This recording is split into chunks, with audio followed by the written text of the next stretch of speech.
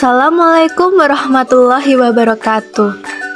Pada kesempatan kali ini kita akan membahas mengenai pemikiran ekonomi Thomas Malthus. Siapa sih sebenarnya Thomas Malthus itu? Mari kita bahas lebih mendalam mengenai teori Thomas Malthus. Thomas Robert Malthus lahir pada 13 Februari 1766 dan meninggal pada 29 Desember 1834. Beliau biasa dikenal sebagai Thomas Malthus, meskipun ia lebih suka dipanggil Robert Malthus. Beliau merupakan seorang pakar demografi Inggris dan ekonom politik yang paling terkenal karena pandangannya yang pesimistik, namun sangat berpengaruh tentang pertambahan penduduk. Malthus dilahirkan dalam sebuah keluarga yang kaya. Ayahnya bernama Daniel, adalah sahabat pribadi filsuf dan skeptik David Hume dan kenalan dari John Jacques Rousseau.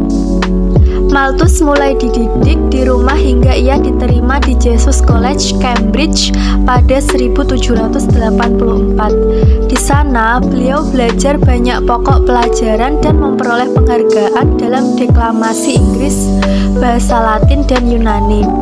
Mata pelajaran utamanya adalah matematika. Ia memperoleh gelar magister pada 1791 dan terpilih menjadi fellow dari Jesus College 2 tahun kemudian. Pada 1797 ia ditahbiskan dan menjadi pendeta Anglikan di desa. Setelah menyelesaikan studinya, Malthus mendedikasikan hidupnya untuk mempelajari demografi dan ekonomi. Ia menjadi seorang pendeta dan juga seorang profesor di East India Company College. Pada 1805, ia menjadi profesor Britania pertama dalam bidang ekonomi politik di East India Company College di Haileybury di Herefordshire. Siswa-siswanya menyapa dengan sebutan kesayangan Pup, yang dapat berarti papa. Populasi Malthus. Pada 1818, beliau terpilih menjadi fellow dari Perhimpunan Kerajaan.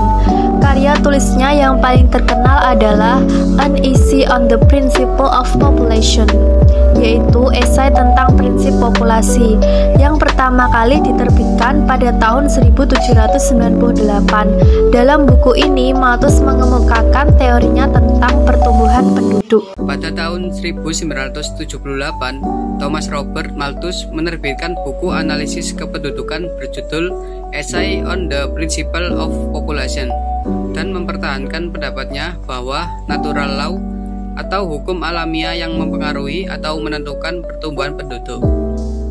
Menurut Malthus, tanpa adanya hambatan karena apa yang ia sebutkan sebagai moral restraint, seperti wabah penyakit atau malapetaka, populasi manusia cenderung tumbuh secara eksponensial, mengikuti deret ukur. Artinya, jumlah penduduk akan bertambah sangat cepat dalam waktu yang singkat. Di sisi lain, produksi pangan hanya meningkat secara aritmetika mengikuti deret hitung. Artinya, peningkatan produksi pangan tidak secepat pertumbuhan penduduk. Akibatnya, akan terjadi ketidakseimbangan antara jumlah penduduk dan ketersediaan pangan. Malthus memprediksi bahwa jika tidak ada tindakan pengendalian, maka akan terjadi bencana kelaparan dan kemiskinan massal. Malthus menyebut dua jenis checks atau pembatas untuk populasi. Positive checks, yaitu faktor-faktor yang meningkatkan angka kematian seperti kelaparan, penyakit, dan perang. Preventive checks, yaitu pembatas yang mengurangi angka kelahiran seperti pengendalian kelahiran, pengendalian moral, dan atau pernikahan yang ditunda. Teori Malthus kemudian memicu banyak diskusi dan kritik, terutama karena prediksinya mengenai krisis populasi yang tidak terjadi secara dramatis berkat kemajuan teknologi dan pertanian yang meningkatkan produktivitas pangan.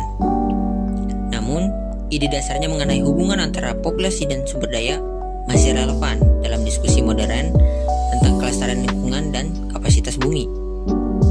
Banyak yang berpendapat bahwa Malthus terlalu pesimistis dalam memperkirakan kemampuan manusia untuk mengatasi masalah kelaparan dan kemiskinan.